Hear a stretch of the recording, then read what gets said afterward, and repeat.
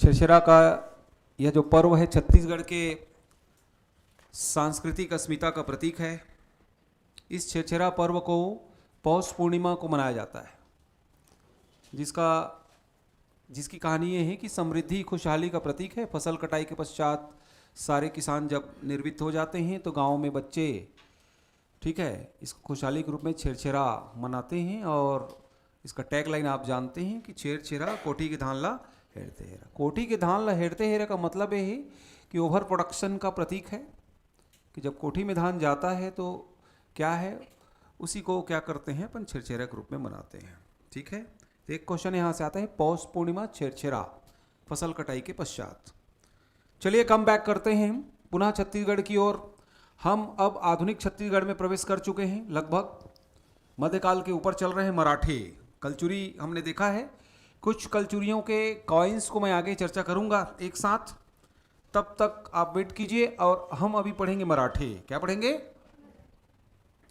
कलचुरी में आप जानते हो ना, जैसे गाड़ा होता है, गाड़ा सुने हो, गाड़ा, पंसेरी, गाड़ा, ये सब मापने की इकाई थी। और जो भूती बोलते हैं आज, भूती कहाँ जाता सो बनी भूती जाथन। भूती, उस समय भूतिया चलता था। क्या चलता था? हाँ, मतलब पढ़ोगे तो जानोगे कि आज का हमारा जो भूती शब्द है, गाड़ा शब्द है, गंडई शब्द है, पंसेरी शब्द है, शेर शब्द है, ये सब कलचुरी काल का है। कौन से काल का है? कलचुरी वंश। क्लियर? तो उसको अपन देखेंगे आगे। चलिए मराठे शुरू करते हैं। छत्तीसगढ़ में मराठा एवं उनका प्रशासन आज का टॉपिक है। इस टॉपिक से क्वेश्चन, जैसे मराठा में जो सूबेदार है, मराठा शासक, मराठी सूबेदार, मराठा शासन की पद्धति, इन तीनों से प्रश्न है। क्लियर? और कथन बना के भी दे सकता है कि नहीं? चलिए, अंतिम कलचुरी शासक रतनपुर से शुरू करते हैं। वैसे तुम जानते हो कि कलचुरी दो भाग में बटे हुए थे उस समय। 1741 की बात कर रहा हूं, यहां से शुरू करते हैं। 1741 अप्रत्यक्ष मराठा शासन, ऐसा लिखोगे। 1741 में रतनपुर के अंतिम कलचुरी शासक थे रघुनाथ सिंह, और मराठा शासक थे इस दौरान नागपुर में। मराठों ने नागपुर को अपना हेडक्वार्टर बनाकर क्या किया था, पूरे छत्तीसगढ़ क्षेत्र में शासन किया। नागपुर के मराठा शासक थे रघुजी प्रथम। कौन थे? रघुजी प्रथम। नागपुर के माध्यम से रघुजी प्रथम ने क्या किया, छत्तीसगढ़ क्षेत्र में शासन किया। दो भागों में शासन कर रहे थे इन लोग, एक रतनपुर और एक रायपुर। रतनपुर में अंतिम कलचुरी शासक कौन थे? यहां पर रघुनाथ सिंह। कौन थे? इसी बीच में अमर सिंह उधर थे, लाहौरी शाखा में। कहां थे? रायपुर में। अमर सिंह कल बताए थे, बीच में मोहन सिंह आएंगे। ठीक है, क्लियर? रघुजी प्रथम जब दक्षिण कोसल की यात्रा पर जाते हैं तो उनके इस सेनापति भास्कर पंत का रतनपुर क्षेत्र में आक्रमण होता है। रघुजी प्रथम के दक्षिण कोसल की यात्रा में जब जाते हैं तो उनका सेनापति भास्कर पंत ने क्या किया, 1741 में रतनपुर क्षेत्र पर आक्रमण किया। एक कहानी के रूप में याद रखना, रघुजी प्रथम के दक्षिण कोसल की यात्रा पर जाने के कारण उनके सेनापति भास्कर पंत का 1741-42 में इस क्षेत्र में आक्रमण हुआ। उस दौरान रतनपुर के कलचुरी शासक कौन रहे? रघुनाथ सिंह। रघुनाथ सिंह। भास्कर पंत ने रघुनाथ सिंह को अपना प्रतिनिधि के रूप में शुरू में शासन करने दिया, परंतु उसको गद्दी से उतारकर बाद में मोहन सिंह, कौन? मोहन सिंह, समझ में आ रही कि नहीं, उसको अपना प्रतिनिधि नियुक्त किया, मोहन सिंह को। क्लियर? इसी बीच में क्या होता है, 1758 आता है, 1758। 1758 में मोहन सिंह की मृत्यु हो जाती है। 1758 में जब मोहन सिंह की, जो कि प्रतिनिधि रहता है मोहन सिंह, उसकी मृत्यु जब हो जाती है तो फिर मराठों ने प्रत्यक्ष कमान, 1757-58 के बाद प्रत्यक्ष मराठा शासन शुरू होता है। 1741 से 1757 तक अप्रत्यक्ष मराठा शासन प्रतिनिधि के रूप में। पहले प्रतिनिधि रघुनाथ सिंह, उसके बाद प्रतिनिधि मोहन सिंह, और अंतिम इसी बीच में आएंगे बिंबाजी भोसले। कौन आएंगे?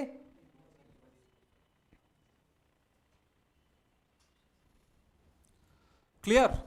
इस बीच में कलचुरी दो भाग में है, रतनपुर और रायपुर। रतनपुर और रायपुर समझ में आ रही कि नहीं?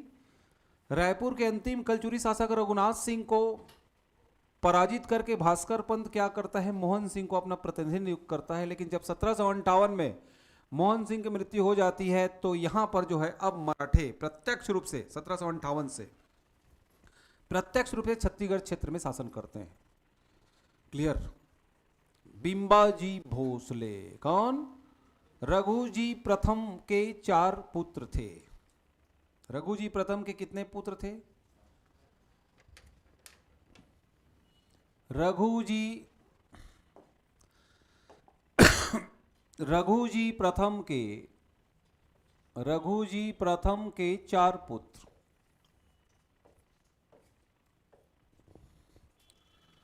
चार पुत्र थे। जानोजी भोसले, कौन सा जी? जानोजी। साबाजी, कौन सा जी? साबाजी, सुने हो नाम? मुधोजी, बिंबाजी। काम के हैं हमारे बिंबाजी, लेकिन सब कनेक्टेड हैं।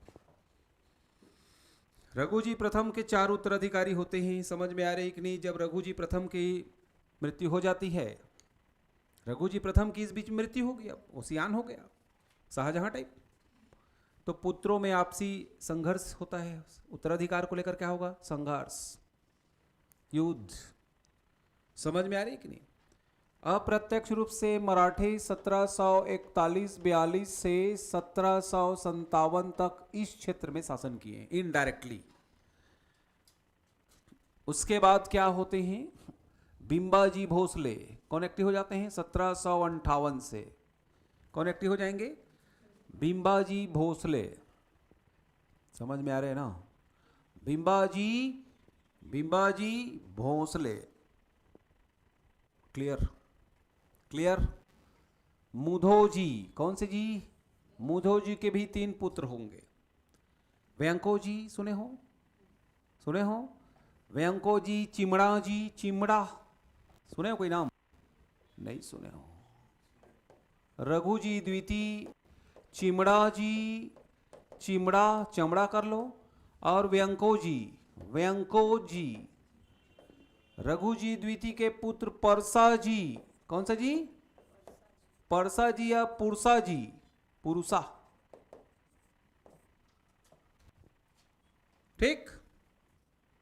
ठीक है। ये चार्ट को इसलिए बता रहा हूं ताकि तुमको थोड़ा सा रिश्तेदारी क्लियर रहेगा। कोई चाचा है, कोई भतीजा है, कोई भाई है, लेकिन काम की चीज हमारे लिए क्या है अभी? बिंबाजी, चिमड़ा जी, व्यंको जी, परसा जी। सुने हो नाम? नहीं सुने हो। बढ़िया ही नहीं सुने हो। सुने रहते तो मैं सब जानता हूं करके ध्यान नहीं देते। वैसे तो होता है, आदमी जब पढ़ लिए रहता है ना तो ध्यान नहीं देता। आदमी के पास जब ऑप्शन रहता है तो लापरवाह हो जाता है, बोलते हैं। इसीलिए ठीक बोल रहा हूँ। नहीं जानता तो बहुत ध्यान से सुनता है वो, बहुत ध्यान से। चलिए, कहानी क्लियर है? क्लाइमैक्स क्या हुआ था? 1741 में रतनपुर के अंतिम कलचुरी शासक कौन थे? रघुनाथ सिंह। याद करो कल का, कौन थे? रघुनाथ सिंह के समय क्या हुआ? पंत जो कि सेनापति था रघुजी प्रथम का, और रघुजी प्रथम कहाँ थे? नागपुर में। कहाँ थे? नागपुर के। मराठा शासक कौन थे? रघुजी प्रथम। वो जब यात्रा पर गए तो उनके सेनापति भास्कर पंत ने क्या किया? रतनपुर क्षेत्र में आक्रमण किया। क्लियर? आक्रमण किया 1741-42 में। अब पूरा इस क्षेत्र को अपने कब्जे में ले लिया। किसने ले लिया? भास्कर पंत। अब वो खुद तो वहां शासन करेगा नहीं, तो पहले रघुनाथ सिंह को क्या है, इनडायरेक्टली शासन करने दिया। बाद में वो उसके मन मुताबिक नहीं कर पाया तो उसको उतार कर मोहन सिंह को लाया। कहां से? रायपुर से। मोहन सिंह की 1758 में मृत्यु हो गई। अल्पवयस्क था मोहन सिंह, टीनेज में था, छोटा था, मृत्यु हो गई। समझ में आ रहा है? उसके बाद जो है अब इनडायरेक्टली शासन समाप्त हुआ। 1741-42 से 57 तक उन लोग अपना प्रतिनिधिक रूप में शासन किए हैं रतनपुर रायपुर क्षेत्र में। समझ में आया? बिंबाजी भोसले जब आएंगे तो रतनपुर रायपुर को एक करेंगे, प्रशासनिक एकीकरण करेंगे। कौन? बिंबाजी भोसले। अभी आ रहे हैं मराठा शासक। क्लियर? क्लियर। 1758 में मोहन सिंह की मृत्यु के पश्चात प्रत्यक्ष मराठा शासन की शुरुआत होती है। किसके? देखो यहां पर रघुजी प्रथम के पुत्र, 4 पुत्र थे, बता दिया हूं। जानो जी, चारों पुत्र को जानो, क्या बोल रहा हूं, चारों पुत्र को जानो, तो पहला जानो जी, समझ में आ रही नहीं? और साबाजी, संभाजी टाइप लग रहे हैं। जानो जी, साबाजी, माधो जी नहीं है, मुधो जी हैं, और क्या है? बिंबा जी, बहुत फेमस है बिंबा जी। तो बिंबा जी भोसले इस क्षेत्र में प्रत्यक्ष जो है मराठा शासन की शुरुआत करते हैं। मुधो जी के 3 उत्तराधिकारी याद रखना, ठीक है? रघु जी द्वितीय, चिमड़ा जी और व्यंको जी। व्यंको जी सुने हो? व्यंको जी, परगना पद्धति, पुस्तक से याद नहीं होता, सुन सुन के थोड़ा कहानी बना के याद होता है, याद रखना, इसलिए अपन यहाँ पर बैठे हुए हैं, ठीक है? चलिए आगे चलते हैं। इसके बाद मराठा शासक आएंगे। कौन आएंगे? मराठा शासक। मराठा शासक आएंगे सबसे पहले बिंबाजी भोसले। कौन आएंगे? बिंबाजी भोसले। इसके बाद आएंगे चिमड़ा जी भोसले। चिमड़ा जी सुने हो? फिर आएंगे व्यंको जी भोसले। पहले बिंबा जी, फिर चिमड़ा जी, फिर व्यंको जी, फिर एनीवन?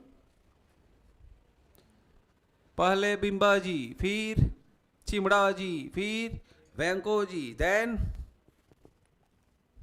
कोई भी पढ़कर आए हो? मैं चाहूं तो इस पर कार्रवाई भी कर सकता हूं, लेकिन कोई मतलब नहीं, मैं जान रहा हूं। सुनूंगा, सुनाऊंगा, मन दुख पाएगा, क्यों नहीं किया, ये सब फालतू बात। आपको जब मैं बोला हूं पढ़ के आए तो बताना चाहिए। अगर बता पा रहे हो तो समझ लो पढ़े हो, और नहीं बता पा रहे हो मतलब जो है आप पढ़ के नहीं आए, या तो पढ़े हो तो याद नहीं। समझ में आया? ठीक। परसा जी, अप्पा जी सुने हो?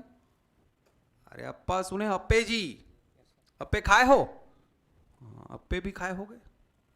पुरसा जी या परसा जी, अप्पा जी, मराठा शासक गिनो। पहला बिंबा जी, दूसरा चिमड़ा जी, देन व्यंको जी, देन पुरसा परसा जी। क्यों आए, क्या आए, वो बात की बात है, पहले तो नाम याद रखना है। इसको क्रम से जमाइए, दे देगा क्या कर लोगे। अवंती में कौन आए? अप्पे जी। अप्पा अप्पे जो भी करो याद होना चाहिए। क्लियर? वो क्वेश्चन छांटने वाला आपसे पूछ के नहीं करेगा, उसको लगेगा यहां पर 5 तो शासक दिए तो क्रम से जमाने को दे देगा और शासन से मिलाइए दे देगा। ठीक है, पहले पढ़ते हैं बिंबाजी भोसले। बिंबाजी भोसले 1758 से 87, 1758 से 87, 87। बिंबाजी भोसले छत्तीसगढ़ के प्रथम मराठा शासक, रतनपुर राज्य, राजधानी रतनपुर, छत्तीसगढ़ के प्रथम मराठा शासक। हाँ प्रत्यक्ष, अब इनडायरेक्टली नहीं। छत्तीसगढ़ के प्रथम मराठा शासक प्रत्यक्ष। ध्यान से सुनना, क्वेश्चन है यहां से। इनका क्षेत्र क्या था? रतनपुर। क्या था? रतनपुर। शासनकाल 1758 से 87, 88 होना चाहिए मान लो, ठीक है? तो क्या 20 साल, कितने साल? लगभग 20 साल शासन किया है। प्रत्यक्ष मराठा शासक थे। इनके द्वारा किए गए कुछ विशेष कार्य देखें। पहले पत्नी लिखो, 3 पत्नी, आनंदीबाई, उमाबाई, रमाबाई। आनंदीबाई, उमाबाई, रमाबाई। इसमें से पूछा है उमाबाई इनके मृत्यु के बाद सती हो गई थी। बिंबाजी भोसले की कौन सी पत्नी उनके साथ सती हो गई? उमाबाई। रमाबाई कहां चली गई? फॉरेस्ट 1 को चली गई। उसको बंद कर दो।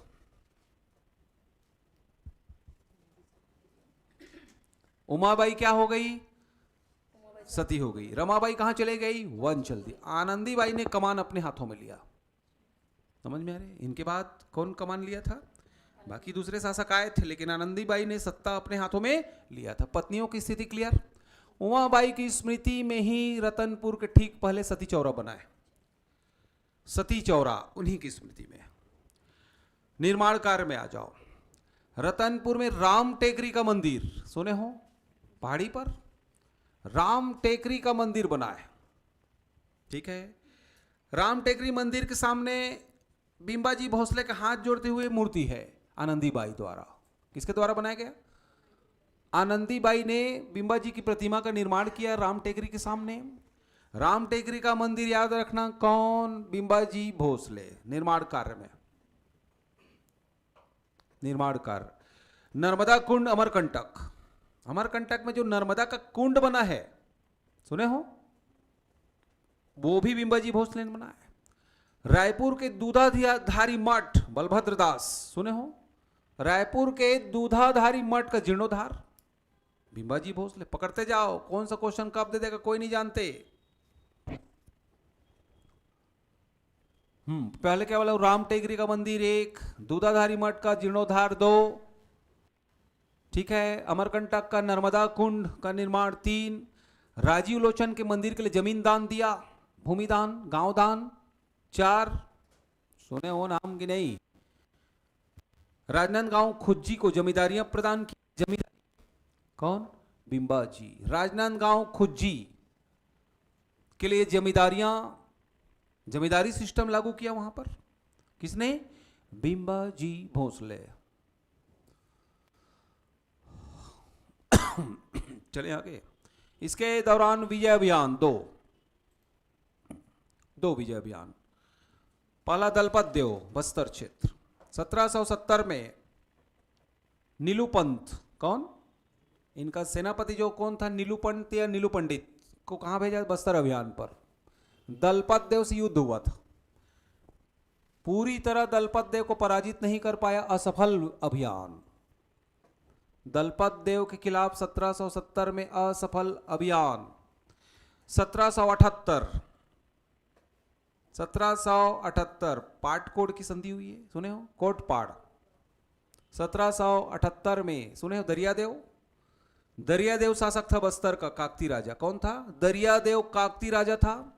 70 के बाद 78 दरियादेव के खिलाफ जो है विजय अभियान छेड़ा, दोनों के बीच में युद्ध हुआ है बिंबाजी, ठीक। और इस दौरान कोटपाड़ की संधि हुई है। कौन सी संधि? हम काकती में फिर कनेक्ट करेंगे बिंबाजी को।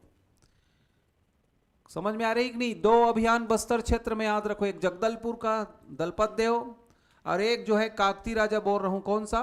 दरियादेव। उनके खिलाफ अभियान हुआ, ठीक है। तो दरियादेव के साथ युद्ध हुआ, तो समापन किससे हुआ? संधि से, कोटपाड़ की संधि। पूछ सकता है कोटपाड़ को। 2 अभियान, इतने निर्माण कार्य। दशहरा दिवाली के समय सोनपत्र देने की रिवाज, परंपरा, सोनपत्ती देते हैं ना, इन्होंने ही शुरू की। ये कहा थे कई जन, सही में वो अच्छा है। सोनपत्र देने की शुरुआत इन्होंने किया है, बिंबाजी ने। याद रखना, अच्छा लगता है ना जब जानते हो कोई चीज को, तो अच्छा ये ऐसा।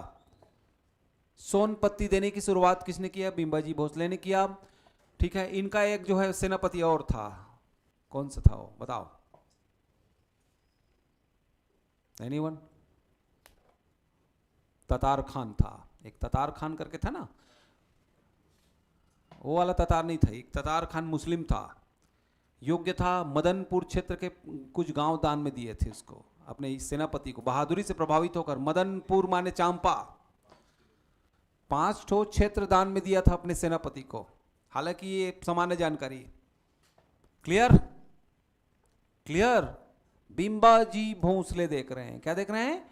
इन्होंने रतनपुर और रायपुर का राजनीतिक एकीकरण किया, जो अलग अलग भागों में फैला था। नाम लिख लेना, रतनपुर और रायपुर का राजनीतिक एकीकरण, माने दोनों को एक किया, अलग अलग फैला हुआ था। प्रशासनिक एकीकरण, रतनपुर में न्यायालय की स्थापना किया, कोर्ट खोला, कोर्ट, सबसे पुराना कचहरी समझ लो, मराठा काल का रतनपुर। बिंबाजी भोसले के समय कुछ स्थानीय जमींदारों का विद्रोह हुआ है, केवल नाम लिखना इसमें। धमधा का विद्रोह। धमधा का जमींदार तो इतना डर गया बिंबाजी से कि जल समाधि ले लिया था, सुने हो नाम? टैक्स वाला मामला था। धमधा का विद्रोह सुने हो, चांपा का विद्रोह, कोरबा का विद्रोह, कोरबा का जमींदार, चांपा का नाम बस लिखो, धमधा, कोरबा, चांपा, चांग बखार,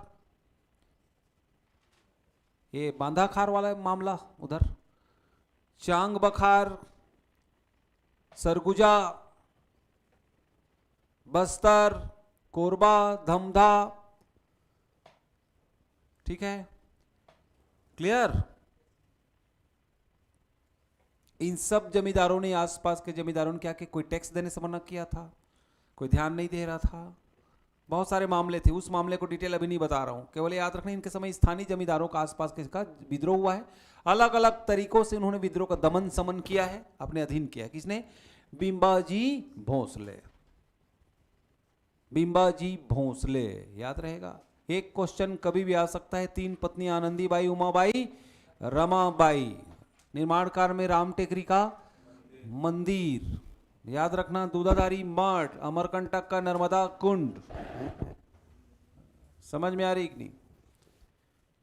पिंडारियों का विद्रोह भी होता था इसी समय। पिंडारी, पिंडारी सुने हो? लगभग 25,000 लड़ाकू, समझ में आने, सैनिक थे पिंडारी। ये आए दिन आक्रमण लूटपाट करते थे। पिंडारी के नाम से फिल्म भी बना है। उसी पिंडारी शब्द से पेंड्रा रोड का नाम पड़ा है, पेंड्रा। पिंडारी से पिंडरी हुआ, पिंडरी, और पिंडरी से क्या पड़ा? पेंड्रा। इसलिए एक मराठा शासक का नाम भी पिंडरी है। क्या है? इस क्षेत्र में, क्लियर। पेंड्रा रोड, पेंड्रा नहीं था, पेंड्रा के पहले पिंडरी था, पिंडरी के पहले पिंडारी था। अभ्रंश होते गए हैं, अभ्रंश, समझ में आ रही कि नहीं। आज हम उसको पेंड्रा बोलते हैं। क्या बोलते हैं? Pendra. Is that clear? Bimbaji Bhonsle के बाद जब इनकी मृत्यु हो गई, ठीक है, तो इनकी पत्नी आनंदीबाई ने, किसने? आनंदीबाई ने सत्ता की बागडोर अपने हाथों में लिया। इस दौरान जो है मराठा जो सूबेदार थे, महिपत राव, कौन थे? मराठा सूबेदार से सत्ता के लिए संघर्ष भी हुआ। उधर मराठा सूबेदार की नियुक्ति हो चुकी थी वेंको जी के समय। किसके समय? तो सत्ता के लिए संघर्ष हुआ किसके किसके बीच? आनंदीबाई और महिपत राव। महिपत राव मेन है आपका जी। पूरे मराठा शासक में सबसे मेन पढ़ना है आपको पहले बिंबाजी भोंसले को। हालांकि क्रम से जमाने में वो दे सकता है उसको, क्लियर, लेकिन सबसे ज्यादा इसी को पढ़ना है। अगली बार जब मैं पढ़ाऊंगा तो वो सब बांधा खार, पाली, कोरबा, जितने भी जमींदार हैं उसकी कहानी बताऊंगा। अभी रोक रहा हूं उसको, क्लियर, क्योंकि अभी एग्जाम पॉइंट ऑफ व्यू से वो नहीं, कहाँ का विद्रोह नहीं हुआ था बस दे सकता है, ठीक है। अभी की दृष्टि से जो इंपॉर्टेंट है उसको अपन लेते चलते हैं। चलो देखो बिंबा जी को, अभी तक के क्वेश्चन सुन लो। जितना बताया हूं उसको तुमको रिमाइंड करा रहा हूं और फिर लिख के बताओगे। ध्यान से सुन लो। रतनपुर से शुरू करना है। रतनपुर में अंतिम कौन था मराठा शासक? कलचुरी कौन था? रघुनाथ सिंह। कौन का नायक? फिर कौन आया? भास्कर पंत। किसका सेनापति था? रघुजी प्रथम। रघुजी प्रथम, समझ में आया? किसको प्रतिनिधि बनाया? रघुनाथ सिंह। उसके बाद मोहन सिंह। फिर कौन आया? बिंबाजी। तो बिंबाजी की कहानी कैसे जुड़ेगी? चार भाई, बिंबाजी, मुधोजी, साबाजी, जानोजी। किसके पुत्र थे सब? रघुजी प्रथम। रघुजी प्रथम। रघुजी द्वितीय किसके पुत्र थे? मुधोजी। उसके भाई चिमड़ा जी। उसके भाई वेंको जी। वेंको, ऐसा करके कहानी बनी। उसके बाद क्या है, कुछ शासक आए। पहला बिंबाजी, फिर चिमड़ा जी, फिर वेंको जी, फिर परसा, पुरुषा परसा जी, फिर अप्पा डब्बा चब्बा। यहां तक चलो लिखो। एक क्लाइमैक्स यहां तक दे रहा हूं, फिर हम जाएंगे अगले मराठा शासक में। जितना याद आ रहा है लिखो, इसलिए ध्यान से सुनना। कृष्णा कॉपी निकालो। क्यों? पत्ता दे उसको, पेज दे, जब नहीं चलेगा।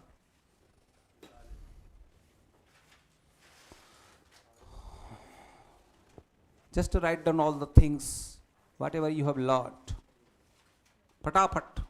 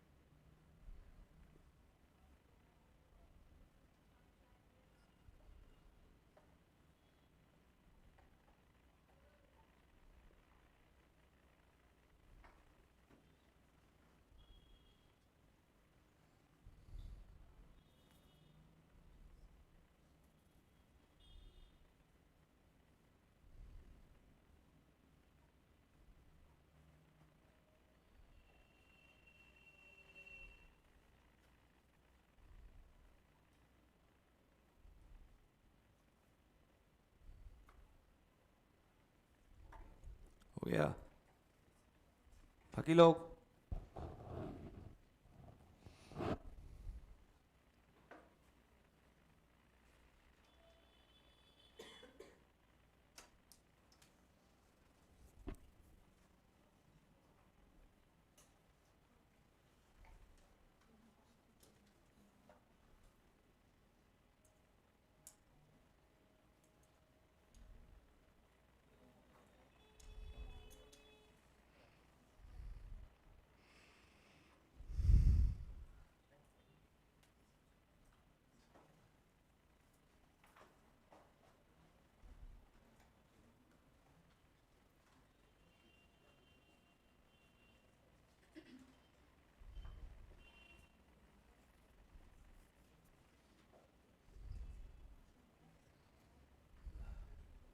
सबका हो गया?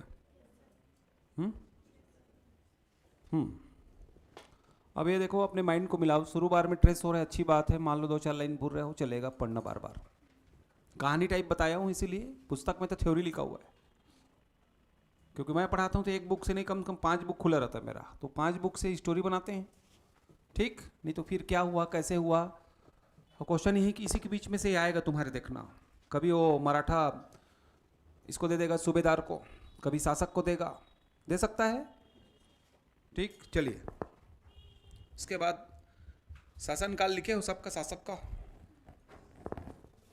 1758 से 87 बिंबाजी भोसले, 87 से 88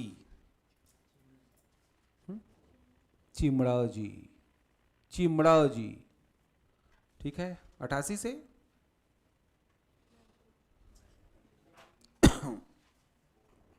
पहले चिमड़ा जी लिखो, चिमड़ा जी, ठीक है? बिंबाजी भोसले के बाद उनकी मृत्यु के पश्चात कौन आ गए? चिमड़ा जी। कौन आ गए? चिमड़ा जी। 87 से 88 इनका शासनकाल। चिमड़ा जी शारीरिक और मानसिक रूप से योग्य नहीं थे शासक बनने के। इनकी अयोग्यता के कारण, ठीक है, इन्हें गद्दी से हटाकर एक तो इनकी रहस्यात्मक मौत हो गई। गद्दी से हटाना मतलब इनकी मौत, मृत्यु, ठीक? उनके बाद इनकी हत्या कर दी गई। किसकी? चिमड़ा जी की रहस्यात्मक मौत। शारीरिक और मानसिक स्थिति ठीक नहीं थी, मेंटल टाइप।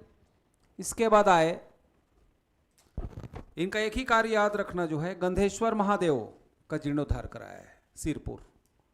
सिरपुर के गंधेश्वर महादेव के मंदिर का जीर्णोद्धार, रिनोवेट किया। इसके बाद कौन आ गए? चिमड़ा जी के बाद, चिमड़ा जी को तुम जानते हो, इनके ही भाई कौन आ गए? व्यंको जी भोसले।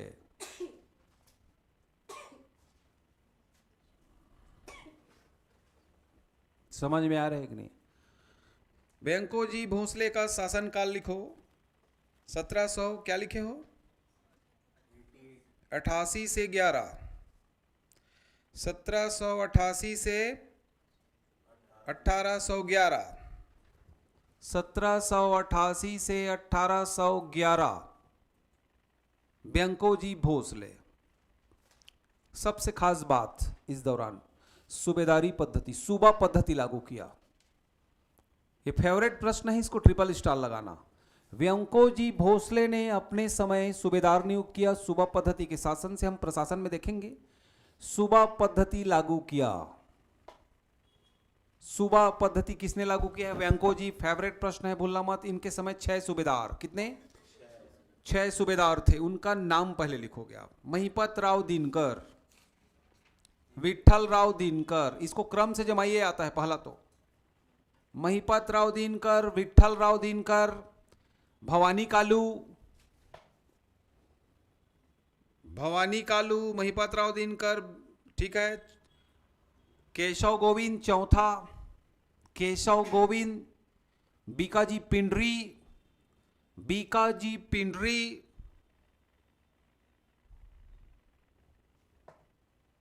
बीकाजी पिंडरी, और लास्ट में लिखना बीकाजी गोपाल, भीखाजी गोपाल,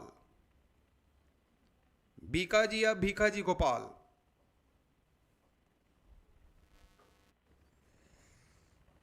क्लियर? पहला महिपत राव दिनकर। ये प्रश्न आया हुआ है, इसको ट्रिपल स्टार लगा दो। किसके समय सूबेदार नियुक्त थे? तो देगा वेंकोजी भोसले, या कथन बना के देगा वेंकोजी भोसले ने सूबा पद्धति लागू किया, अपने पूरे क्षेत्र को सूबों में बांट दिया। उस समय परगना, सूबा, ये सब चलता था। उससे पहले तो गढ़ था कलचुरिक समय, याद रखना। अभी कलचुरिक समय क्या था? गढ़। अब क्या हो गया? वो गढ़ को किस में बांट दिया? सूबा। सूबा से ही क्या बनेगा? वो परगना में बटेगा। किस में बटेगा? समझ में आ रही? 27 परगने पहले होंगे, फिर 8 परगना हो जाएगा। वो कौन उसको 8 करेगा, कौन 27 करेगा, सब प्रश्न है, ध्यान से देखते जाओ आप। हाँ, शासक का नाम याद हुआ है, सूबेदार याद हुआ। पहला महिपत राव दिनकर, फिर आया विठल राव, फिर भवानी कालू। तीसरा नाम भगवान का है, भवानी कालू। चौथा भी नाम भगवान का है, केशव गोविंद। फिर पेंड्रा है पांचवा में, प से पेंड्रा, पेंड्री, पिंडरी, भीकाजी पिंडरी। छठवां में भीकाजी गोपाल, छठवां भी गोपाल।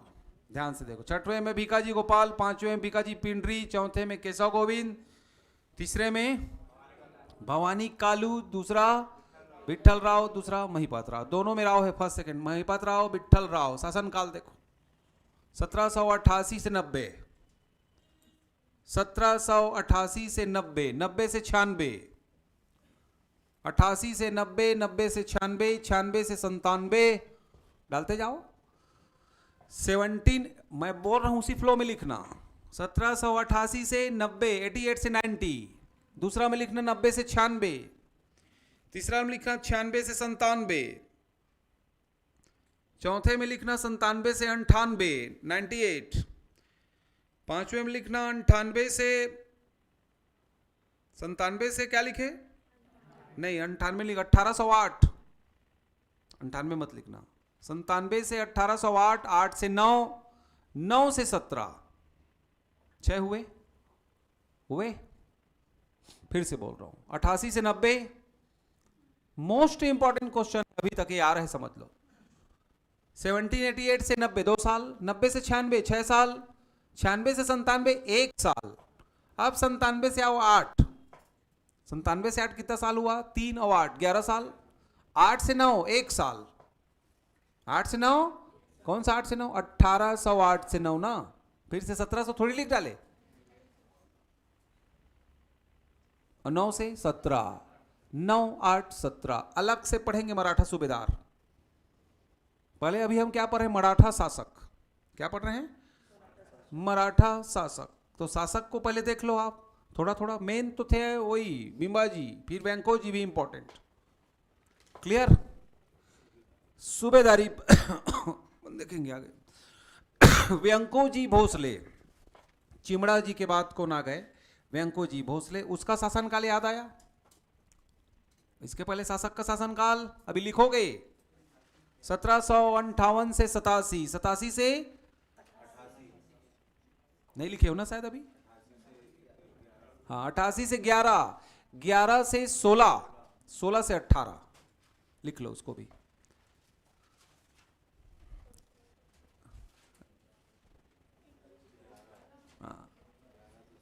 लिख बोल रहा हूं 58 से 87, 1758 से 87, 87 से 88, 88 से 11 है ना, 1811 ना, 1788 से 1811, 1811 से 16, 16 से 18, 1800 में 5 शासक हैं। देखो हिंदी में बोल रहा हूं 1758 से 87, 87 से 88, 88 से 11, 11 से 16 आगे जाते जाना, और 16 से 18, 18 मतलब अब समझ लो आप थर्ड आंग्ल मराठा युद्ध, सीताबर्डी का युद्ध हुआ था 17 में। सीताबर्डी के युद्ध में मराठा शक्ति क्या हो गए, पराजित हो गई 18, और जो है इनडायरेक्टली जो है ब्रिटिश कंट्रोल, वहां ब्रिटिश अधीक्षक आ जाएंगे, कैप्टन एडमंड, उसके बाद आएंगे एगन्यू, सुने हो, विल्किंसन, सैंडीज, क्रॉफर्ड, 5 ठो पढ़ेंगे आज। कितने लोग पढ़े हैं इसके पहले मराठों को, ईमानदारी साथ ऊपर करो। जो नहीं पढ़े हो हाथ ऊपर करो। पढ़े हो ही तब वो कर देते ना, कोई भरोसा नहीं पूछ दी। पढ़ना अलग है, गढ़ना अलग है। आप बार बार करोगे तो सरल हो जाता है चीजें, नहीं पढ़ोगे तो रहस्य है यार, अब पढ़ लोगे तो थोड़ा चीजें आसान हो जाती हैं। ठीक है चलिए, चलो कॉपी निकालो, ऐसे बगल में रखे रहना रफ कॉपी को, मैं कुछ कुछ काम 1-1 मिनट देते जाऊंगा। लिखो मराठा शासक 5 और 6 जो है मराठा सूबेदार और शासन का नाम, फटाक से लिखो। मराठा शासक 5, 5 का शासनकाल और 6 सूबेदार।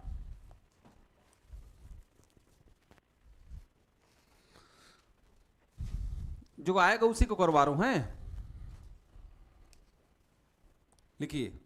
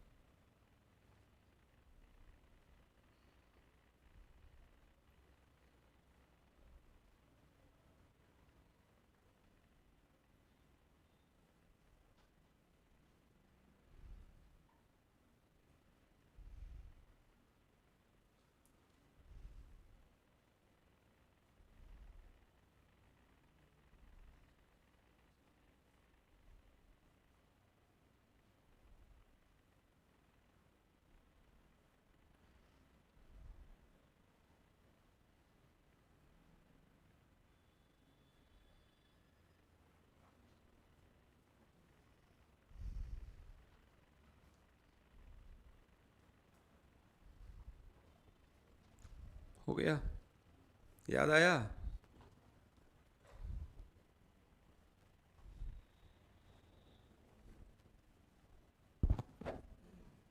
लिख पाए नहीं?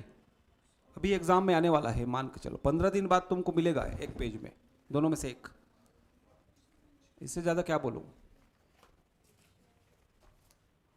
मराठा शासक 5 बोला, पहला बिंबाजी भोसले, उसी को तो बोलूंगा। दूसरा चिमड़ा जी, बिंबा जी ने क्या पहना, चमड़ा, तो कौन आ गया, वेंको जी। कौन आ गया, वेंको पुरुष, वेंको नाम का पुरुष। समझ में आके क्या खाया, अप्पा खाया, अप्पे। बिंबा जी ने जब चमड़ा पहना तो कौन आ गया? वेंको जी आया, पुरुष नाम का, वेंको जी नाम का पुरुष, और क्या खाया? अप्पे। अप्पे डब्बे चप्पे। नहीं याद आएगा तो तुम स्थानीय रूप से नाम याद करो। समझ में आया? पहला बिंबा जी भोसले 1758 से 87, 87 से 88, 88 से 11, 11, 1811, 1811 से 1816, 16 से 18। अरे देखो ना यार, डिफरेंस को देखो। वेंको जी भोसले आया तो सूबेदार आ गए। कितने आ गए? अभी सूबेदार देखेंगे इसके बाद। सूबेदारी 6, पहला महिपत राव, दूसरा भी राव है, विठल राव, तीसरा है कालू नाम का आदमी, कालू, भवानी कालू, चौथा गोविंद है, केशव गोविंद, पांचवा है पिंडरी, विकाजी पिंडरी, छठवां। अरे यार ये आने वाला है प्रश्न, कोई आए चाहे मत आए, ये आता है इसमें से। कर लो, शासनकाल मिला लो आप वहां से। महिपात राव दिनकर कब से कब? 88 से 90 2 साल, फिर 90 से 96, 96 से 97, 97 से रोकना है अपने आप को 1808, 8 से 9, 9 8 17। समझ में आ रही? 9 से 17, 8 से 9, 97 से 8, 90 से 96, ठीक, और 88 से 90। Is that clear? क्लियर? चलो, ये वेंको जी भोसले, वेंको जी भोसले। उसके बाद आया तीसरा, चौथा आ गया ना, परसा जी। परसा जी कौन आ गए? परसा जी का शासनकाल लिखो। परसा जी की हत्या इसी के भाई ने किया। समझ में आ रही कि नहीं? अप्पे जी। किसने? अप्पे जी। गद्दी से उतार के फिर हत्या कर दिया। एक लाइन में याद रखो, कोई क्वेश्चन नहीं है परसा जी से। क्लियर? इससे पदच्युत किया, इसकी हत्या किया इसके कजिन ने। किसने किया? अप्पे जी ने। जोड़ने के लिए काम आएगा बस। और गद्दी पर बैठा अप्पे जी भोसले। अप्पे जी शासनकाल लिख लो। अप्पे जी के समय भी 2 जो है सूबेदार थे। पहला तो ये लिखोगे। अप्पे जी बहुत खतरनाक था, अंग्रेजों से संधि कर बैठा। 2 सूबेदार नियुक्त हुए थे यहां पर, याद करो कोई भी। सीताराम यादव राव, नहीं, सीताराम टाटिया सुने हो, और सखाराम और सीताराम, सखाराम सीताराम, और दूसरा लिखना यादव राव दिनकर। ठीक, सखाराम सीताराम और यादव राव दिनकर, ये 2 पेशवा सूबेदार किसके समय थे? अप्पा जी के समय। अप्पा जी ने अंग्रेजों से संधि की। क्या की? संधि। कूटनीतिक षड्यंत्र करके एक तो अपने भाई की हत्या कर दी, और अंग्रेजों से क्या किया? संधि। समझ में आ रही कि नहीं? क्लियर? बाकी कौन यात्री किसके समय आया है? लैंकी किसके समय आया? फॉरेस्टर किसके समय आया? कोलब्रुक किसके समय आया? ब्लंट किसके समय आया? ये पूछा गया प्रश्न। यूरोपीय यात्री आए हैं, लैंकी, फॉरेस्टर, ब्लंट, कोलब्रुक। सुने हो नाम? नहीं सुने हो, बढ़िया है नहीं सुने हो। सुने रहते हो तो लापरवाह हो जाते हैं कई लोग। ठीक है, तो मेन किसको पढ़ा भाई हमने? एक तो बिंबा जी और वेंको जी। यहां से क्वेश्चन है, भूलना मत। वेंको जी माने सुबह पद्धति, और बिंबा जी की पूरी कहानी मैं अभी बताया हूं। Is that clear? Bimba ji के बाद कौन आ गए? चिमड़ा जी। चिमड़ा जी के बाद कौन आए? वेंको जी। क्या लेकर आए? सुबह पद्धति। सूबेदार आगे देखेंगे। उसके बाद कौन आए? परसा जी, पुरसा जी। ठीक है, षड्यंत्र करके कौन आ गए? अप्पे जी। अंग्रेजों से क्या किया? संधि किया। वो संधि उतना इंपॉर्टेंट नहीं है, याद रखना। उसके बाद इन्होंने क्या किया? फिर 2 सूबेदार नियुक्त किए। समझ में आ रहा? सखाराम और सीताराम, सखाराम सीताराम, और दूसरे नंबर में कौन? यादव राव दिनकर। अब कितने सूबेदार हो गए? 8 सूबेदार। 8 में से देगा 4, और उनका शासनकाल मिलाइए देता है। ठीक, ये प्रश्न एकदम चिन्हांकित है, मैं बता रहा हूं बार बार कि सूबेदार 4 देगा और मेज द फॉलोइंग। मराठा देगा 4 और शासनकाल मिलाइए। और मराठों से ही प्रशासन से देता है वो, उसमें पंडरी क्या है, समझ में आ रही कि नहीं? अलग अलग टैक्स को देता है। ठीक, पद्धति कमवीसदार क्या है, फडणवीस क्या है, कमवीसदार क्या है, ये सबको देता है। तो हमको जब पता है भाई तो ये को अच्छे से करना है। क्लियर? पूरा हिस्ट्री पढ़े हो, मान लो छत्तीसगढ़ को पोथी पोथी टाइप रखे हो, और प्रश्न आ रहे नहीं बन रहे 45 में से 35 तो कोई मतलब नहीं है आपका। एम आई राइट? चलो अब लिखो, फिर से सूबेदार को लिखो, अलग से लिखो, उसके बाद सूबेदार शुरू करते हैं। पहला महिपत राव दिनकर, लिख डाले हो तो ट्रेस करो। महिपत राव दिनकर, फिर विठल राव दिनकर, देन कालू, भवानी कालू, अरे भवानी मतलब कालिया, काली। चौथा केशव गोविंद, पांचवा बीकाजी, बीकाजी गोपाल पांचवे में है, और बीकाजी पिंडरी चौथे में है। याद रखना, नहीं देखो मिलाओ, पांचवे में है ना, 6 है ना, हाँ तो पांचवे में पिंडरी है।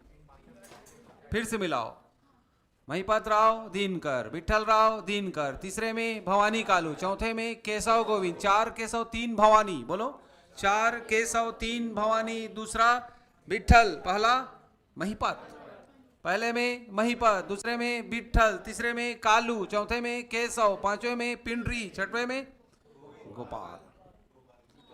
यार तुम लोग एक नंबर से ही नंबर दे के कर लिया करो ना। एक मही, एक में दही नहीं, मही। 2 में विठल विठल, 2 बार विठल विठल बोलना है। 3 भवानी, 4 केशव, 5 पिंडरी पी से बीकाजी पिंडरी, और 6 में गोपाल। हुआ पहले शासक हुआ, क्रम से जमाइए पहला प्रश्न। दूसरा शासन काल मिलाइए, शासन काल याद रहेगा तो आगे बढ़ेंगे। 1788 से 1788 से 90, 90 से 96, 96 से 97। अब यहां से आगे मत बढ़ना, थोड़ा आगे जाना। 1808, 1808, 1808 से 9, 9 से होता है 18, लेकिन 9 8 17, 9 8 17 तक है 6 सूबेदार। चलो एक कॉपी का पेज निकालो उस पर, और पहले इसी को लिखो। मैं जानता हूं करके चुप मत बैठे रहना। ज्यादा होशियारी में तो यहां बैठे हुए हो सब सीनियर लोग।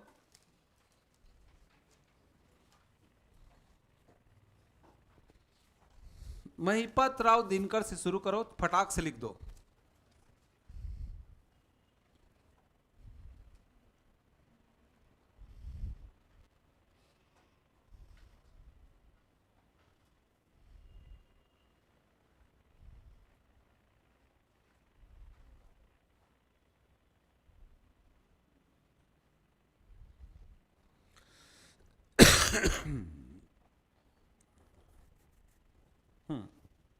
हो गया? उम्मीद करता हूं आपको 6 सूबेदार याद हो गए और शासनकाल। उम्मीद करता हूं आपको 5 शासक याद हो गए। हो गए? हुए? चलिए आगे बढ़ते हैं। अब महिपत राव दिनकर लिखो। महिपत राव दिनकर, कॉपी बंद, मैंने अब जो लिख रहे हैं उसमें लिखो। महिपत राव दिनकर, अब शासनकाल याद हो जाएगा। 1788 से 90। प्रथम सूबेदार किसके अधीन? वेंकोजी भोसले। अधीन मतलब वही नियुक्त किए हैं। किसने सूबा पद्धति लागू किया है? वेंकोजी भोसले। प्रथम सूबेदार कौन? महिपत राव दिनकर। शासनकाल 1788 से। इन्हीं के शासनकाल में 1790 में यूरोपीय यात्री फॉरेस्टर आया। फॉरेस्टर कहाँ आया था पता है ना? रतनपुर। इनके इस समय फॉरेस्टर, फॉरेस्ट वाला आदमी कहाँ आया था? रतनपुर। स्टार लगा दो। 1790 में फॉरेस्ट में कौन घुस गया? महिपत राव। मही माने पृथ्वी होता है, पृथ्वी के अंदर ही फॉरेस्ट है। कभी कंफ्यूज मत होना, फॉरेस्ट किसके अंदर है? पृथ्वी माने मही। महिपत राव। क्लियर? क्लियर? 90 की बात। महिपत राव के समय संघर्ष हुआ किसका? आनंदीबाई से। बोला था सत्ता के लिए संघर्ष शुरू होगा आनंदीबाई, क्योंकि जब बिंबा जी की मृत्यु हो गई थी इधर आनंदीबाई उनकी पत्नी सामने आ गई थी। सत्ता के लिए संघर्ष। कौन सी बाई? आनंदीबाई। ठीक है। प्रथम सूबेदार लिखना महिपत राव दिनकर। सत्ता के लिए संघर्ष आनंदीबाई से लिखना। इसके समय लिखना यूरोपीय यात्री कौन आया था? फॉरेस्टर। कब आया? 1790 में। 2 लाइन छोड़ो, आगे बढ़ो। महिपत राव के बाद विठल राव दिनकर। विठल राव दिनकर शासनकाल स्पष्ट है 90 से 96, 90 से 96। इसके समय यूरोपीय यात्री ब्लंट रायपुर की यात्रा पर आया था। ब्लंट 1790 में कौन आया था? ब्लंट महोदय आए थे। किसके समय? विट्ठल। विट्ठल ब्लाइंड था, ब्लाइंड, ऐसा करके याद रखो। कौन? कौन? आई डोंट नो, देख लेना भाई। Blunt, clear? कैसे याद रखोगे? विट्ठल राव के समय ब्लंट हुआ, ब्लास्ट हुआ, ब्लाइंड था, ऐसा करके याद रखना। ब्लंट महोदय आए, यूरोपीय यात्री, ट्रैवलर। इसी के समय भोपालपट्टनम का संघर्ष 1795, सुने हो? भोपालपट्टनम का संघर्ष शुरू हुआ 1795 में। काम की चीज है, उसी को लिखवा रहा हूं। कौन यात्री आया? ब्लंट। उसके समय कौन आया? फॉरेस्टर। इसके समय आया ब्लंट। इसी के समय क्या हुआ 1795 में? भोपालपट्टनम का संघर्ष। कौन? विट्ठल राव दिनकर। उसके बाद आ जाओ भवानी कालू, 2 लाइन छोड़ते चलना। भवानी कालू, इसने अपने सेनापति के माध्यम से क्या किया? शासन करना शुरू किया था। एक लगभग जो है 96 से 97, ज्यादा योग नहीं था। भवानी कालू, भवानी कालू, सुने हो? अच्छा, सूबों के परगनों में किसने बदला था? सूबा पद्धति को परगना में किसने बदला? एनीवन? विट्ठल राव दिनकर, लिख लो, इसीलिए लाइन छोड़वाया हूं। 27 परगनों में मराठा सूबा पद्धति को परगना पद्धति में परिवर्तित किया। किसने किया? विट्ठल राव दिनकर, लिख लो। सूबा पद्धति से परगना पद्धति लागू किया। 27 परगने थे विट्ठल राव के समय। कितने परगने थे? 27 परगने। समझ में आ रही? बाद में इसको और डिलिमिट करेंगे। क्लियर? बोला मत परगना पद्धति किसने लागू किया, सूबा पद्धति किसने लागू किया, पूछेगा। फॉरेस्टर किसके समय आया? फॉरेस्टर। ब्लंट किसके समय आया? विट्ठल राव। क्लियर? भवानी कालू, भवानी कालू, समझ में आ रही कि नहीं? चौथा, भवानी कालू तो 1 साल के लिए आया, ठीक है। उसके बाद क्या? कौन? केशव गोविंद, लिखो शासनकाल। केशव गोविंद, केशव गोविंद का शासनकाल 97 से 1808। कोलब्रुक आया, कोलब्रुक, कोलब्रुक। इसी के समय यूरोपीय यात्री कौन आया था? कोलब्रुक। इसके समय संबलपुर और सरगुजा का विद्रोह। संबलपुर जमींदार और सरगुजा जमींदार का विद्रोह हुआ है। 3 ठो यात्री हो गए ना लाइन से, केवल किसको छोड़े हो? भवानी कालू को। Forester 1, blunt 2, Colebrook 3। फॉरेस्टर किसके समय आया? फॉरेस्ट किसमें? मही माने पृथ्वी। ब्लंट कौन था? ब्लाइंड, विट्ठल राव, परगना पद्धति। और कोलब्रुक कौन, किसके समय आया? केशव कोलब्रुक, केशव कोल, केशव कोल, चिपका के रखो। सरगुजा और संबलपुर का विद्रोह हुआ। इस समय पिंडारी आक्रमण हुआ था। इसके समय पिंडारियों से पूरी तरह उन्मुक्त किया मराठा क्षेत्र को। पिंडारी आक्रमण, पिंडारियों को उन्मूलन किया है। किसने किया है? केशव गोविंद। पिंडारी 25,000 सैनिकों का एक समूह था।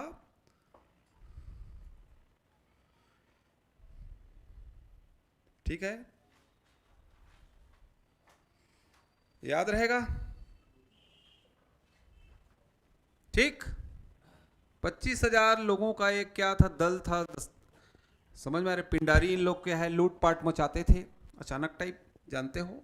कभी ट्रेन में कूद कर, कभी कहीं आक्रमण करके, उनको पिंडारी बोलते थे। पिंडारी का आक्रमण किसके समय हुआ? केशव गोविंद।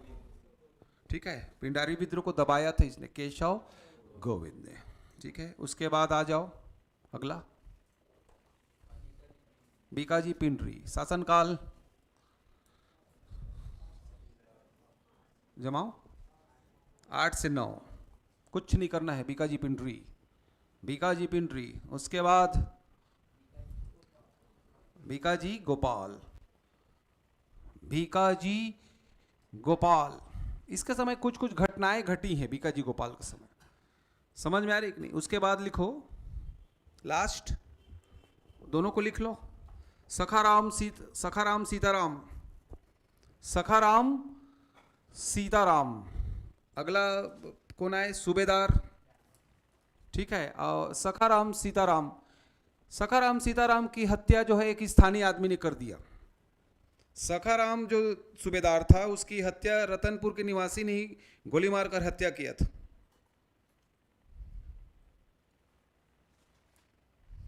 ठीक है। और अंतिम मराठा सूबेदार लिखना यादवराव दिनकर, यादवराव दिनकर अंतिम मराठा सूबेदार थे। इस समय पिंडारियों का पूरी तरह समूल उन्मूलन हो गया। यादवराव दिनकर के समय पिंडारी से मुक्त हुआ मराठा, पिंडारियों से मुक्त मराठा। ठीक है, यहां तक आ गए। कहां तक आ गए? हमने सूबेदार को देखा, काम की चीज को लिखवाया हूं, उसमें याद रखना, उसको भूलना नहीं है। पहला मराठे कौन? सूबेदार कौन? महिपत राव, दूसरा विठल राव, तीसरा भवानी कालू, चौथा केशव गोविंद, पांचवा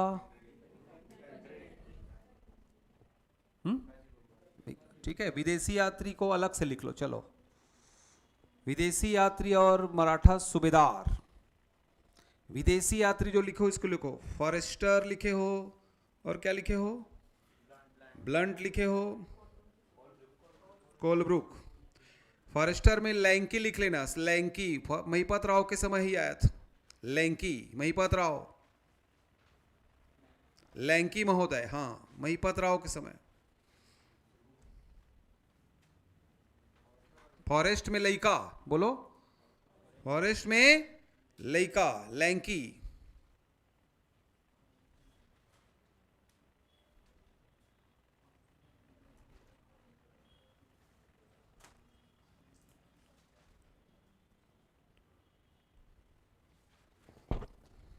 ठीक।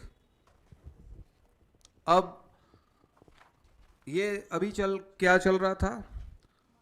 अप्रत्यक्ष ब्रिटिश नियंत्रण, माने प्रत्यक्ष मराठा शासन। अब इसके बाद 1818 से 54 लिखो, उधर लिखो, हेडिंग डालो। 18 आ गए ना? 1818 से 54 अप्रत्यक्ष ब्रिटिश नियंत्रण।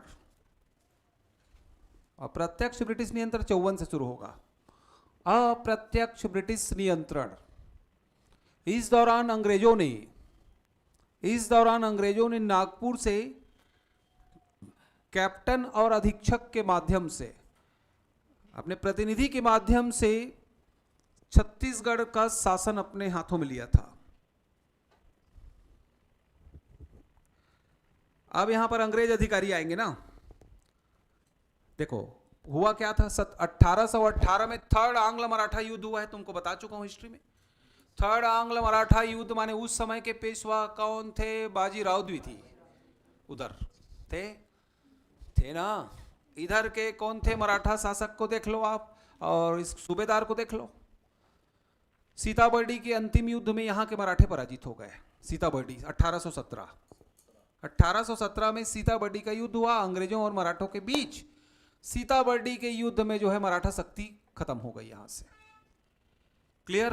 कुछ समय के लिए पुनः भोसले शासन आएगा, ठीक है, इसी 18 से 54 के बीच, लेकिन वो तो अंग्रेज ही हावी होंगे। कौन होंगे? पुनः भोसले शासन देखेंगे अपन, लेकिन बीच में अब क्या आ जाएंगे, इसीलिए हेडिंग डाल रहा हूं, अप्रत्यक्ष ब्रिटिश नियंत्रण, इनडायरेक्टली ब्रिटिश कंट्रोल।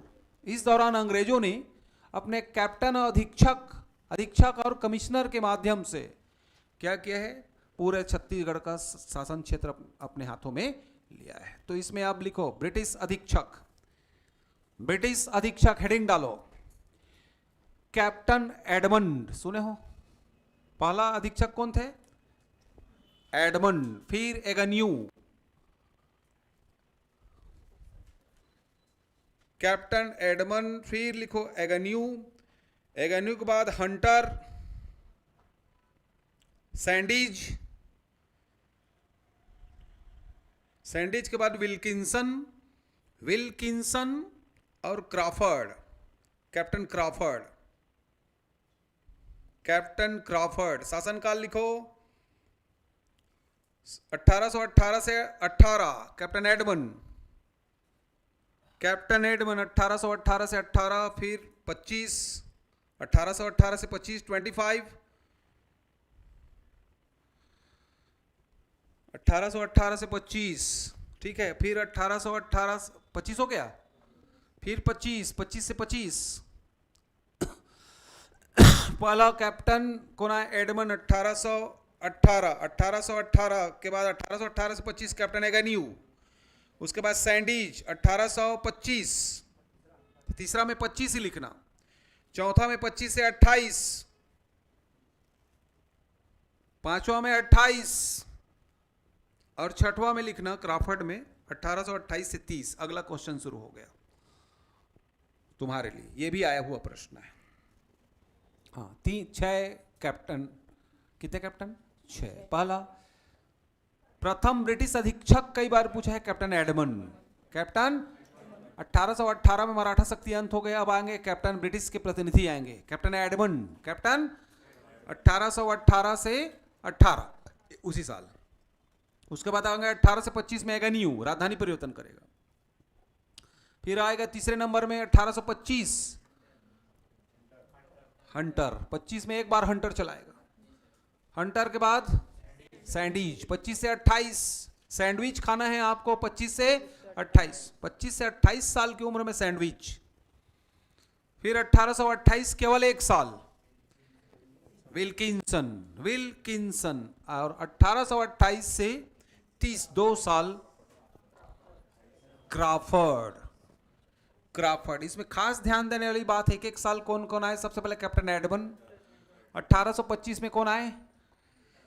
हंटर चलाए एक साल आया एडमंड, एक साल आया हंटर, और विल्किंसन आया 1828। 3 लोग एक साल में आए, ध्यान दो, पहले गलती नहीं होगी। 18 1 25 2 28 3, 18 25 28 एक साल है। तो 18 में कौन? Captain Edmund. 18 से 25 में एगन्यू, फिर 25 में एक साल सिंगल हंटर चलाओ, फिर 25 से 28 सैंडविच, सैंडविच तो बोला हूं खाना है करके। 25 से 28, 28 में एक सिंगल, फिर हो गए कौन? विल्किंसन, एंड देन 28 से 30 क्रॉफर्ड। 3 प्रश्न तुम्हारे सामने वेट कर रहे हैं फिर से। पहला मराठा शासक, दूसरा सूबेदार, 8 सूबेदार, और तीसरा अधीक्षक। लिखो, पहले तो अधीक्षक को लिखो बिना देखे। ब्रिटिश अधीक्षक 6,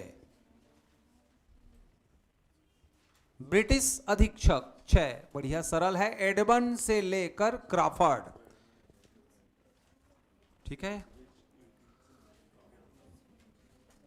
ध्यान से लिखो। Edmund, S for Edmund, A for Agnew. Edmund Agnew ने क्या किया? हंटिंग, क्या किया? हंटिंग, लिखते जाओ।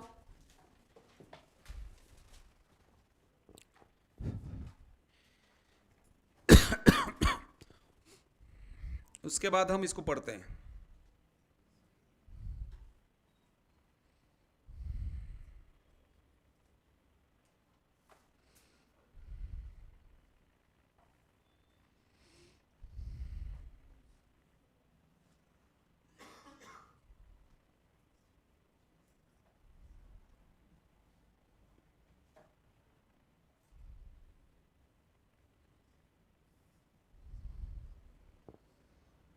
हो गया?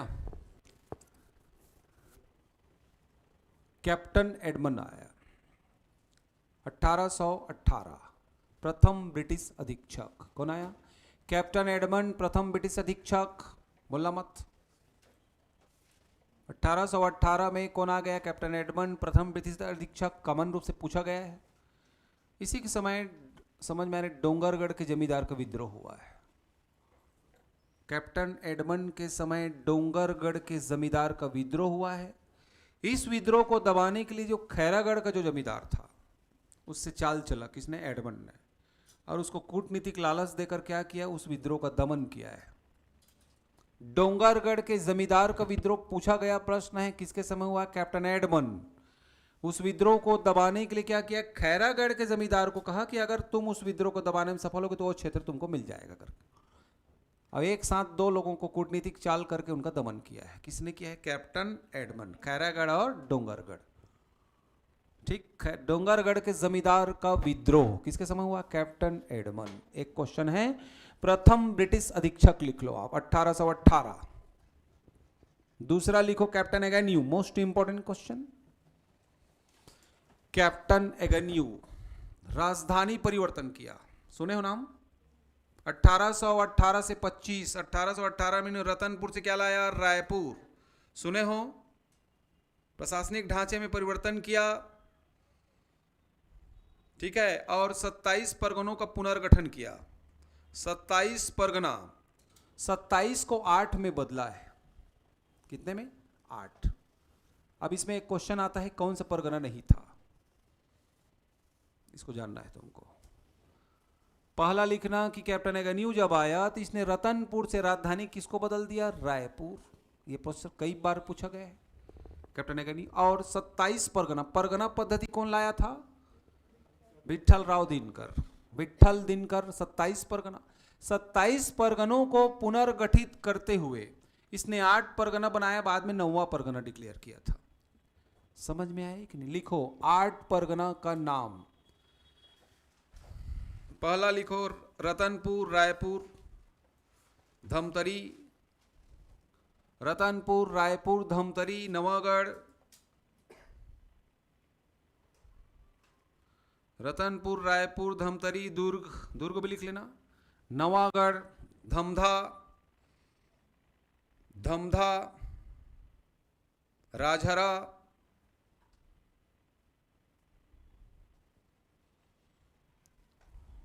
राजहरा। क्या लिखे हो? राजहरा। अगला लिखो बालोद। 9 हुए। रायपुर जो है सबसे बड़ा परगना था, मिला लो। रतनपुर 1, रायपुर 2, दुर्ग 3, धमतरी 4, धमधा 5, राजहरा 6, नवागढ़ 7, खरौद। बालोद सबसे लास्ट में था, बालोद 9वां बालोद। Noble, noble, noble. कितने परगने? 8। फिर कितने बदल दिया? 9वां परगना डिक्लेयर किया, बालोद। अब इसको याद रखने के लिए कुछ दिमाग मत लगाओ, सुनो। 2 तो प्राचीन राजधानी थी, रतनपुर और रायपुर। रायपुर से आगे बढ़ो। रायपुर से आगे, रायपुर के नीचे क्या है? धमतरी। आगे जाओगे दुर्ग। 2 कितने हुए? 4। धमतरी, ध से धमतरी, ध से धमधा, ध से धमतरी, ध से धमधा। बिलासपुर संभाग में आ जाओ, खरौद। खरौद 1, नवागढ़, नवागढ़, दुर्ग। समझ? वही दुर्ग वाला नवागढ़, बेमेतरा वाला, ठीक है। नवागढ़, खरौद, दुर्ग, धमतरी, धमधा, रतनपुर, रायपुर, दल्ली राजहरा वाला राजहरा और बालोद। सबसे बड़ा परगना क्या था? रायपुर। सबसे छोटा था राजहरा। सबसे नया लेटेस्ट बालोद। बाद में बनाया वही लेटेस्ट होगा। परगना पद्धति याद रखना। विट्ठल दिनकर के स्थान पर इसने 27 के स्थान पर 8, बाद में क्या किया था? 9। Captain Agnew, most important question. Captain Agnew 1818 से 25। कैप्टन एगेन्यू प्रशासनिक पुनर्गठन किया। रतनपुर से राजधानी क्या लाया? रायपुर लाया। कब राजधानी परिवर्तन हुआ बताओ? रायपुर कब राजधानी बनी है मराठों की? इसमें अधीक्षक की, ब्रिटिश की। 18 में बनी कि 25 में? हाँ 18 में। आते साथ ही किया ना, तो 1818 लोग है। उसका पूरा शासनकाल क्या है? 25। क्लियर? पूछा गया प्रश्न है रायपुर कब राजधानी बनी। जैसे भारत की राजधानी कलकत्ता से दिल्ली 1912, 1911 में डिक्लेयर हुआ है, और 12 में राजधानी परिवर्तन हुआ है। छत्तीसगढ़ की राजधानी रतनपुर से रायपुर कब आई है? 1818 में। उसके पहले क्या था? रतनपुर। Is that clear? अब अगला लिखो। अगला अधीक्षक क्या लिखोगे? हंटर। शासनकाल लिख लो। 1825। कुछ नहीं करना है, ठीक है। अच्छा, उस समय इसमें एगनियू के समय कुछ विद्रोह भी हुआ है। विद्रोह का नाम लिख लो उसमें। एगनियू के समय स्थानीय जमींदारों का विद्रोह, नवागढ़ का विद्रोह 1818, गोंड विद्रोह 18 से 25, नवागढ़ का विद्रोह 1818, गोंड विद्रोह 18 से 25, सोना खान का विद्रोह हुआ है 1819। सुने हो नाम? प्रथम विद्रोह ना। परालकोट का विद्रोह 24-25। हाँ,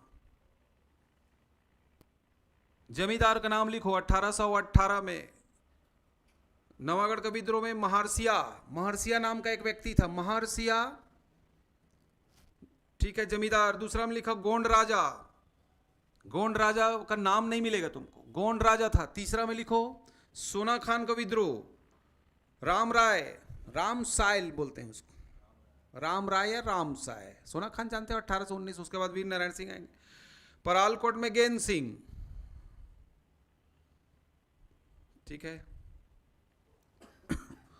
कितने विद्रोह लिखे हो? 4-5। पहला नवागढ़ कब हुआ? 1818। 1819 में सोना खान, राम साया, राम राय। 1818 से 25 में गोंड राजा का गोंड विद्रोह। उसके बाद परालकोट का विद्रोह, गेंद सिंह सुने हो? 1824-25। 25 में ही इनकी महल के सामने फांसी दी गई थी। पढ़ेंगे आगे विद्रोह में। छत्तीसगढ़ के प्रथम शहीद कहलाते हैं परालकोट के जमींदार भूमिया राजा गेंद सिंह। लिख लो, भूमिया राजा गेंद सिंह भूमि देवी की पूजा करते थे। 1824-25 में इन्होंने ब्रिटिश शासन की नीति के खिलाफ विद्रोह किया था। भूमि देवी की पूजा करते थे। समझ में आ रही कि नहीं? धावड़ा वृक्ष की टहनी को इन्होंने अपना प्रतीक चिन्ह बनाया था। 2003 सब इंस्पेक्टर का प्रश्न। धावड़ा वृक्ष। गेंद सिंह परालकोट के जमींदार थे। ब्रिटिश शासन की नीति के खिलाफ इन्होंने विद्रोह किया 1824 में। समझ में आ रही? धावड़ा वृक्ष की टहनी को इन्होंने अपना क्या बनाया? सिंबल बनाया था। और इस विद्रोह को दबाने के लिए क्या किया ब्रिटिश सरकार ने? माने कौन थे इस समय ब्रिटिश अधीक्षक? एगन्यू। इसके महल के सामने फांसी दे दी गई 1825 में। फांसी गेंद सिंह को। समझ में? इन्हें पकड़ा किसने था? कैप्टन पैबे ने। पैबे, पैबे। गेंद को पाया पैबे, पैबे पाया गेंद। ये विद्रोह विशेष है, याद रखना। जैसे सोना खान का विद्रोह आगे पढ़ेंगे, वीर नारायण सिंह वाला। तो विद्रोह का थोड़ा थोड़ा कहानी आपको जानना है। हाँ, राम साय क्या है? इसके दादा थे। राम साय उसका पुत्र था राम राय। राम साय का पुत्र राम राय, राम राय का पुत्र वीर नारायण सिंह। राम साय लिखना उसमें, ठीक लिखा है वो, राम साय। क्लियर? क्लियर? अब अगला आ जाओ। अगला शासक आओ, अधीक्षक आओ। हंटर, कैप्टन हंटर 1825 में। ताहूतीदारी व्यवस्था, ताहूतीदारी व्यवस्था लागू किया। इंपॉर्टेंट है ताहूतीदारी व्यवस्था। देखो ना सैंडी, वो तो उसमें लिखे कि नहीं? कौन सा शासक चल रहा है अभी? हंटर छोड़ दो लिख के, कुछ नहीं किया। सैंडीज में बोल रहा हूं, कैप्टन सैंडीज। हंटर लिख के छोड़ दो आप। कैप्टन सैंडीज सैंडविच 1825 से 28 है ना? सैंडीज। ताहूतीदारी व्यवस्था, दो व्यवस्था चलता था इस समय मराठा काल में, एक ताहूतीदारी, एक तालुकदारी। समझ में आ रही? ताहूतीदारी व्यवस्था और तालुकदारी, दोनों में अंतर सुन लो।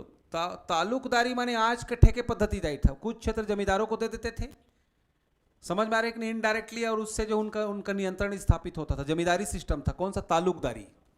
ताहूतीदारी में क्या करते थे? दो या दो से अधिक क्षेत्रों को, जो भूमि के अनुवर भूमि था, मतलब वो अनुपजाऊ, उसको उपजाऊ बनाने के लिए क्या ठेके टाइप में दे देते थे। जब वो ठेके पद्धति के तहत उनको क्या करते? कृषि उसी फसल लेके उनको टैक्स पटाते थे मराठों को। ताहूतीदारी, ठीक है। सैंडीज लिखो, ताहूतीदारी व्यवस्था लागू किया। लोरमी तरेंगा, ये दो ताहूतीदारी का निर्माण करवाया था, लोरमी का और तरेंगा का। लोरमी जानते हो मुंगेली जिला, और तरेंगा, दो ताहूतीदारी व्यवस्था इस क्षेत्र में लागू किया था। किसने? कैप्टन सैंडीज। कैप्टन सैंडीज। ये पूछा गया प्रश्न है, ताहूतीदारी व्यवस्था किसने लागू किया है। अगला लिखो सैंडीज। सैंडीज में एक और लिख लो, डाक व्यवस्था को स्ट्रॉन्ग किया है इसने। डाक व्यवस्था, डाक व्यवस्था सुदृढ़ किया, अंग्रेजी वर्ष को मान्यता दिया। अंग्रेजी वर्ष चला इनके समय से, उसके पहले हिंदू महीना चलता था। पोस्टल सिस्टम, जैसे याद रखना, गयासुद्दीन तुगलक टाइप काम किया। गयासुद्दीन तुगलक ने क्या किया था? डाक व्यवस्था को सुदृढ़ किया था। यहां पर कौन था? ब्रिटिश अधीक्षक सैंडीज। हाँ, वो भी डाक व्यवस्था को सुदृढ़ किया था। फिरोज शाह तुगलक और ज़्यादा स्ट्रांग किया पोस्टल को। इसी ने अंग्रेजी महीना शुरू करवाया, ठीक है। उसके बाद लिखो अगला, कौन सा आ गए? Captain Wilkinson. विल्किंसन शासनकाल 1828, ठीक है। उसके बाद लिखो, दो लाइन छोड़ दो। क्राफर्ड 28 से 30। क्राफर्ड में लिखना अंतिम ब्रिटिश अधीक्षक, ठीक है। इसी समय रघुजीत तृतीय के समय नागपुर की संधि हुई है। इस समय शासक कौन था? रघुजीत तृतीय। अंतिम ब्रिटिश अधीक्षक के समय रघुजीत तृतीय के साथ नागपुर की संधि।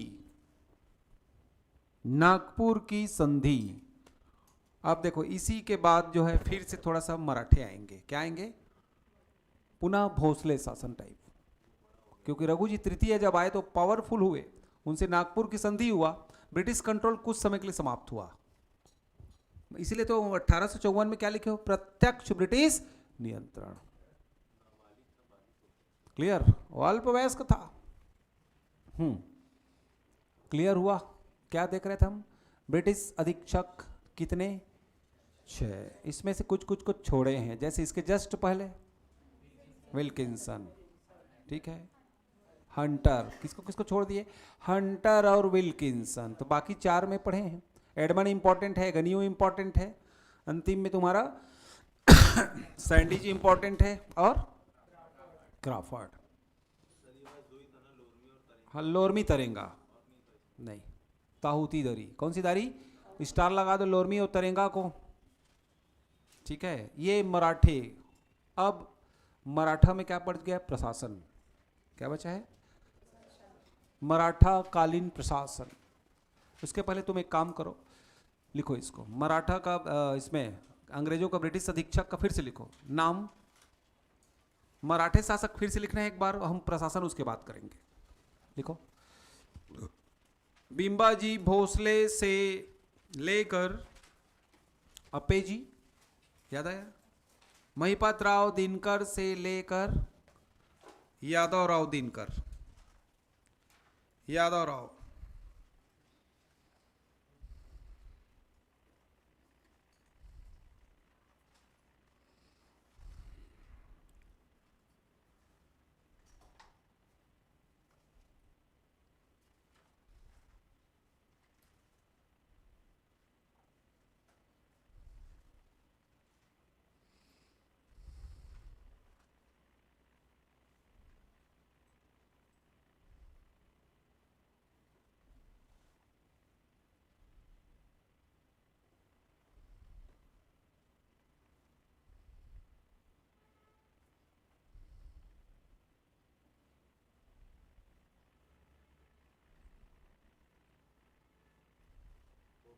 हो गया तुम लोग का शासनकाल?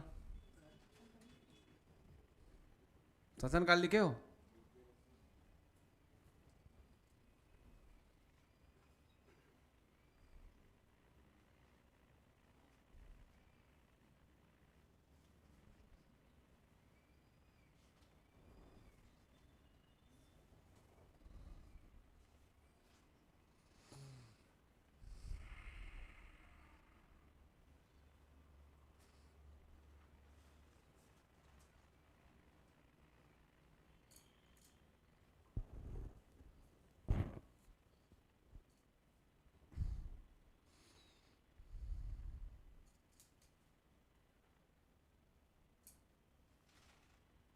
हो गया। अगर तीनों को कर लिए तो मान के चलो अभी के जो क्लास का सार है ना, हो सकता है एक प्रश्न यहीं से आएगा डायरेक्ट, दुनिया भर का पढ़ें कोई मतलब नहीं है। हाँ, इसमें दे सकता है कि रतनपुर से रायपुर, परगना पद्धति, सूबेदारी पद्धति, कौन कौन क्या, है ना, दे सकता है। अब आ जाओ मराठा शासन, लिखो मराठा प्रशासन। प्रशासन कैसे करते थे? तो मराठा प्रशासन में दो प्रकार की जमींदारी थी, लिखो, दो प्रकार की जमींदारी माने भूमियां थी। पहले भूमि के प्रकार लिखो, एक तो खालसा भूमि होता था और एक जमींदारी भूमि। खालसा भूमि को मुगल काल में बढ़ाया हूं। मुगल काल माने सरकारी भूमि को क्या बोलते थे? खालसा भूमि। तो यहां पर भी वैसे ही था, खालसा भूमि जिसमें मराठों का प्रत्यक्ष नियंत्रण होता था। लिख लो, खालसा भूमि ऐसी भूमि थी जिसमें मराठों का प्रत्यक्ष नियंत्रण होता था, और जमींदारियां ऐसी भूमि थी जिसमें इनडायरेक्टली जमींदारों के माध्यम से शासन होता था। दो प्रकार की भूमि। अगर इन दोनों में से प्रश्न नहीं देगा उधर से, तो ये प्रशासन में से प्रश्न दे रहा है, मान के चलो कौन कौन सा अधिकारी था उसको दे रहा है। लिखो मराठा अधिकारी, इसके बाद मराठा कालीन ऑफिसर्स। पहला सूबेदार, सूबा पद्धति लिख लो। सूबा पद्धति किसने लागू किया? विठल राव दिनकर। याद आया? सूबा पद्धति, सूबा से ही क्या, ठीक है, सूबा पद्धति वेंको जी, याद आया। और परगना पद्धति विठल दिनकर।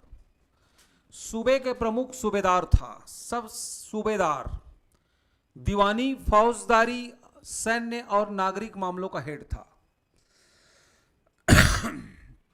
सूबेदार एक विशेष अधिकारी था जो दीवानी, दीवानी माने जमीन जायदाद, फौजदारी मतलब मारपीट, सैन्य, सेना से संबंधित और नागरिक मामलों का कंट्रोल कौन करता था? सूबेदार। सूबेदार, सूबेदार के अधीन एक और अधिकारी होता था कमविसदार। कमविसदार बोलो, कमविसदार सेना का सर्वोच्च अधिकारी था एक तरफ से। सूबेदार के बाद एक सर्वोच्च अधिकारी कौन था? कमविसदार, जो किसके प्रति उत्तरदायी होता था? सूबेदार के प्रति। कमविसदार किसको रिपोर्टिंग करता था? सूबेदार को। शांति और सुरक्षा की व्यवस्था की जिम्मेदारी कमविसदार की होती थी। पीस, समझ में आ रही? लॉ एंड ऑर्डर को मेंटेन करना सिटी में किसका जिम्मेदारी होता था? Kamavisdar. He was accountable for the subedar. Subedar head of the सूबा, वेंको जी भोसले। दो हो गए। उसके बाद पटेल। पटेल मराठा काल में सृजित नया पद था एक पटेल। पटेल माने एक तरफ से गांव का हेड टाइप था पटेल। पटेल जी बोलते हैं ना, वहीं से पटेल शब्द आया। पटेल बोलो, पटेल। बरार पांडे, बरार पांडे सुने हो? बरार पांडे एक ऐसा अधिकारी था, बरार पांडे, ठीक है, गांव की कृषि उत्पादकता के आधार पर लगान वसूलता था। जितना फसल होता था ना, फसल के अकॉर्डिंगली जो है, अकॉर्डिंगली क्रॉप के अकॉर्डिंगली फसल का निर्धारण करता था बरार पांडे। समझ में आ रहा है? उसके बाद लिखो पंडरी पांडे, ये पूछा गया है दोनों। बरार पांडे कौन था? लगान अधिकारी था, रेवेन्यू ऑफिसर समझ लो। गांव में फसल की उत्पादकता के आधार पर जितना फसल हुआ था, जैसे मुगल काल में बटाई, जाप्ती, दानाबंदी, नसक चलता था। बटाई माने बांट कर, तो ये भी फसल के आधार पर क्या करता था? लगान का निर्धारण। पंडरी पांडे सुने हो? पंडरी पांडे, पंडरी पांडे क्या था? वह अधिकारी था जो मादक द्रव्य से होने वाले आय व्यय का हिसाब रखता था। मादक द्रव्य मतलब आबकारी। आबकारी चार हो गए। आबकारी मतलब शराब से होने वाले इनकम का क्या करता था? ऑडिट करता था, हिसाब किताब रखता था। पंडरी, पंडरी मार्केट रायपुर। पंडरी शब्द वहीं से आया है, पंडरी, शराब से होने वाले आय व्यय का हिसाब रखता। उसके बाद लिखो फडणवीस। फडणवीस पूछा गया प्रश्न है, आजकल कई लोग फडणवीस लिखते हैं ना, ठीक है। परगने के आय व्यय का हिसाब रखता था फडणवीस। परगना,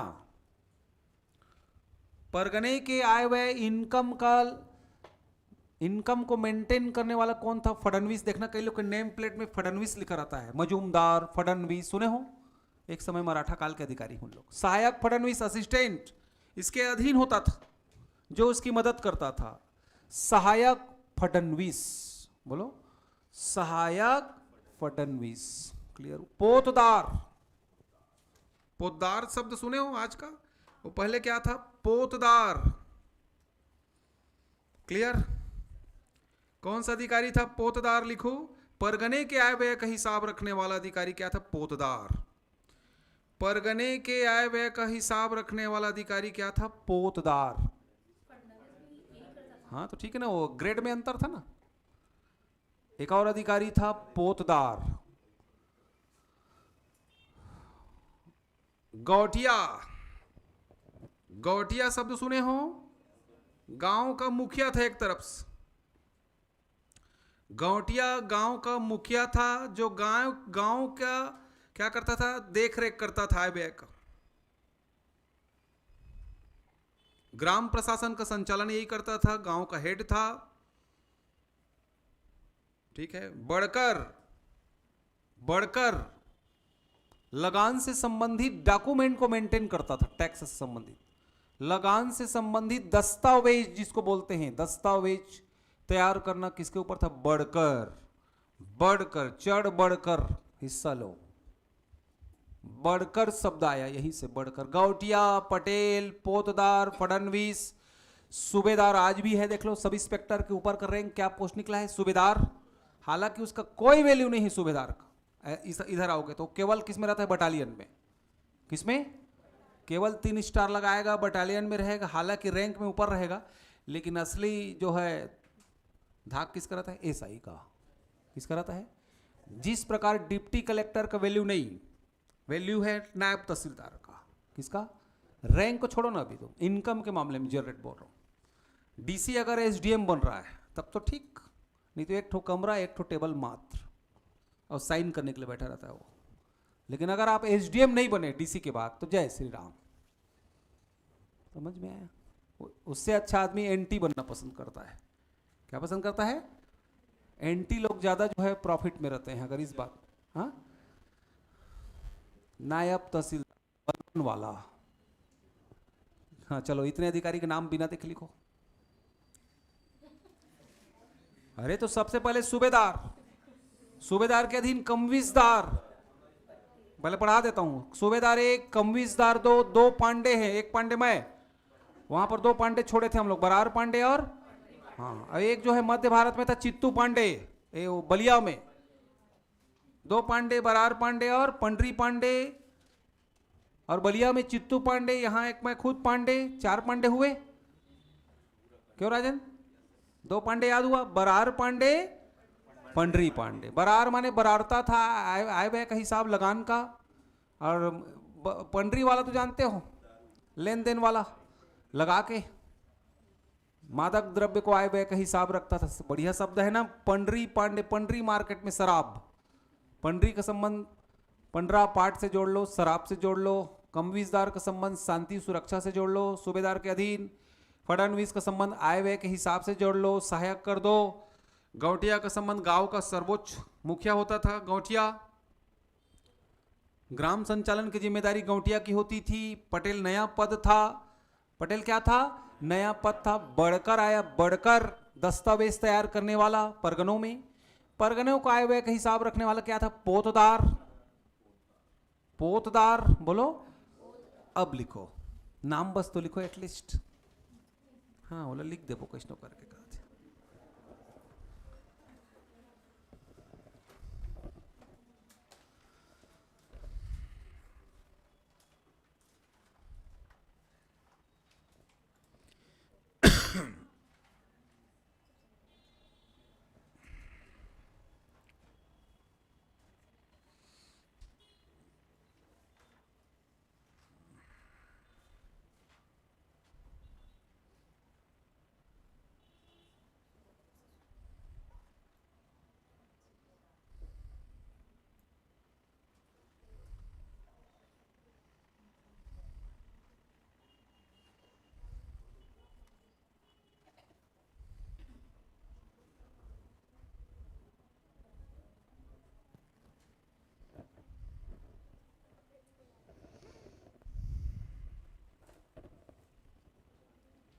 हो गया?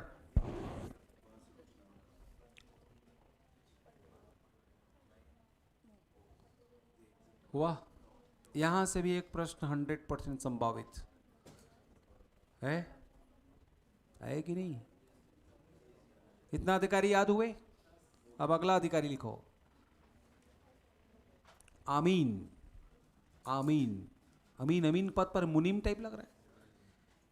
आमीन अधिकारी में अमीन या आमीन, राजस्व संबंधी त्रुटि सुधार करने वाला अधिकारी अमीन। राजस्व त्रुटि को सुधार करने वाला कौन था? अमीन। कोतवाल। गांव में सुरक्षा कार्य करने वाला अधिकारी क्या कहलाता? कोतवाल भी पढ़े हम। कहां पढ़े कोतवाल को? मुगल काल में कोतवाली। यहां भी था मराठा काल में। अरे मराठा मुगल तो पैरेलल है ना। शिवाजी औरंगजेब याद करो। कोतवाल माने गांव की सुरक्षा का जिम्मेदार आदमी, accountable for the security at the village. गांव का दरोगा लिख लो। कोटवार मत लिख देना, कोटवार आते। पौनी लिखो। पौनी। पौनी माने आज का भृत्य। एक विशेष सेवादार को, सेवा करने वाले व्यक्ति को क्या बोलते थे? पौनी। पौनी पौनी बोलो। पौनी। सेवादार व्यक्ति, सेवादार था, ये विशेष परिस्थितियों में सेवा करता था। पौनी। पौनी लिखे। अमीन लिखे हो। अमीन राजस्व संबंधी त्रुटि सुधार करने वाला कौन था? अमीन। अमीन तो आज भी पद है अमीन करके। अमीन पटवारी बोलते हैं। वही तो अमीन पटवारी कहलाता है यार, इसी काल का, मुगल काल का है वो, फिर मराठा में आ गया। कोतवाल लिखे हो। गांव संबंधी सुरक्षा करने वाला अधिकारी कौन था? कोतवाल। मुगल काल का शब्द है। अब लिखो मराठा कालीन टैक्स। मराठा कालीन टैक्स टकोली लिखो। टकोली जमींदारों से लिया जाने वाला कर था। टकोली। टका से टकोली, मराठी टका टकोली। सायर आयात निर्यात पर लगाया जाने वाला कर क्या था? सायर। टकोली, सायर, कलाली। कलाली आबकारी शुल्क था। कलाली आबकारी या मादक द्रव्य पर जो टैक्स लगता था उसको कलाली कहते थे। टकोली किसको बोलते थे? जमींदारों से जो लेते थे। सायर, सायर देखो, मैं सायर तो नहीं करके गाना बना है, यहां सायर क्या था? टैक्स। एक्सपोर्ट इंपोर्ट पर जो टैक्स लगता था उसको सायर कहते थे। 4 टैक्स देगा, मेज द फॉलोइंग दे देगा, बता रहा हूं। टकोली माने जमींदार। सायर माने, सायर क्या कर रहा है? एक्सपोर्ट इंपोर्ट कर रहा है। सायर आदमी कहां से एक्सपोर्ट इंपोर्ट करेगा? कलोली। कलाली कलाली क्या था? आबकारी था। उसका लिखो पंडरी। पंडरी अभी इसके पहले देखें पंडरी, यहां पर टैक्स था। पंडरी पांडे वाला मत देखो। अब यहां टैक्स गैर कृषि उत्पाद, कृषि को छोड़कर अन्य चीजों पर लगाए जाने वाला कर क्या था? पंडरी शुल्क। सेवई, सेवई खाते हो? करों का समूह था। कुछ अन्य कर थे जिसके एक साथ सेवई कर लगता था। सेवई। सेवई बोलो। 5 टैक्स को याद रखना। अभी बोला हूं, ध्यान से सुन लो। सायर आदमी क्या कर रहे हैं? Export import. समझ में आ रही कि नहीं? मादक द्रव्य, शराब पीना एक कला है। कला, कलाल। कलाल। टकोली माने जमींदार। टकोली माने जमींदार। सायर माने आयात निर्यात। कलाल माने आबकारी। पंडरी माने गैर कृषि उत्पाद। और सेवई कुछ करों का समूह था जो विभिन्न अलग परिस्थितियों में लगता था। सेवई कर। कौन सा कर? Is that clear? क्लियर? ये मराठों के समय के कुछ टैक्स। 2 प्रकार की भूमि, खालसा भूमि और जमींदारी भूमि। 2 प्रकार की भूमि। कुछ अधिकारी देखे, अधिकारी को भी 2-2 को पेयर में करना। पहले करना तुम सूबेदार, फिर कमविसदार। गांव के प्रमुख को गौटिया वहीं रखना। पटेल, गौटिया पटेल एक साथ करना। कमविसदार और सूबेदार एक साथ करना। 2 पांडे, बरार पांडे और पंडरी पांडे, ऐसा कर करके 2-2 का पेयर बना के करना। याद हो जाएगा। होगा कि नहीं? अमीन, कोतवाल, पौनी, लास्ट में बताया हूं। अमीन, कोतवाल सबको करो। जब 20 में से 15 कर सकते हो तो 5 क्यों नहीं कर पाओ? ऐसी पढ़ा करो घर में, जब एक्स्ट्रा मान लो मैं किसी को छोड़ा हूँ तुम कर लिया करो, खासकर ऐसे अधिकारी को, क्योंकि जिसको छोड़ोगे वही आएगा। इसलिए मैं ये नहीं बोल रहा हूँ कि जो नहीं पढ़ा रहा हूँ नहीं आएगा, एक दो को तुम करना। Is that clear? 99 को तो मैं करा दे रहा हूँ। कहाँ से आएगा यार, छत्तीसगढ़ के सिलेबस से ही तो देगा भाई। 80% तो उसी में से आएगा, 10-20% उठपटांग आएगा, वो तो छोड़ने के लिए आएगा ना। तुम्हारा सिलेक्शन तो 55 में हो रहा है ना। Is that clear? Clear? Maratha कालीन प्रशासन, ठीक है। तो ये आज तक यहीं तक रखते हैं आज के क्लास को। इसके बाद अगला टॉपिक भी सुन लो आप, मराठा में कुछ और प्रशासन से संबंधित बात करेंगे। इसके बाद हम चल देंगे पुनः भोसले वंश। कौन सा वंश? इसी बीच में भोसले, रघु जी तृतीय, रघु जी इसी में कनेक्ट करूंगा। और मराठे के कुछ प्रशासन संबंधित बात करके हम कल खत्म करेंगे आपके काकती वंश और छिंदक नाग वंश। तैयार रहो। छिंदक नाग वंश माने नृपति भूषण, सुने हो नाम? अरे चक्रकोट बस्तर। काकती राजवंश माने अन्नम देव, पुरुषोत्तम देव, गोंचा पर, समझ में आ रहे? बस्तर उधर जाएंगे। डंकनी संखनी दंतेवाड़ा। कल ये खत्म हो जाएगा पूरा काकती और छिंदक, और कल ये मराठे थोड़ा बचा है वो खत्म कर दूंगा, और थोड़ा पुनः भोसले वंश आएगा उसको। तो कल आपका पूरा समझ लीजिए ये वाला चैप्टर क्लोज, आधुनिक छत्तीसगढ़ शुरू। क्लियर? क्लियर? शाम का क्लास आज आपको जाएगा पूरा जो है, इसमें खत्म हो चुका है नदी परियोजना होगा आज। क्या होगा आज के में पढ़ कर आना आप, जो है पूरा जल प्रपात और नदी परियोजना, और समय बच जाएगा तो ऊर्जा। क्या करूंगा? क्योंकि नदी जब पढ़ लिए तब क्या बच गया, हाइड्रो पावर प्रोजेक्ट सबको देख सकते हैं अपन एक सीरियल में। फिर एक सीरीज में मिट्टी कृषि, मिट्टी फसल। तो ये वाला चैप्टर खत्म हो जाएगा, वो भूगोल वाला उधर, एक 8-2 पर्यटन और व्यक्तित्व को छोड़कर। ठीक है, so that's all my dear friends. आज हमने मराठा किया है, ठीक है। मराठों से क्वेश्चन इसी के अंदर ही आएगा, बार बार जो अनसॉल्व्ड में आया है, मान के चलो तुमको हिंट कर रहा है, किसी क्षेत्र से प्रश्न आ रहा है, उसी को रटो, उसी के आसपास याद करो आप, ठीक। अंतर केवल है कि रोज आप काम करोगे तो आपको देखने की जरूरत नहीं पड़ेगी, बीच बीच में करोगे तो रोज बार बार देख देख के याद करोगे। तो करो, ओवरऑल आपको सफलता हासिल करनी है। Is that clear? ठीक है, थैंक यू, सी यू।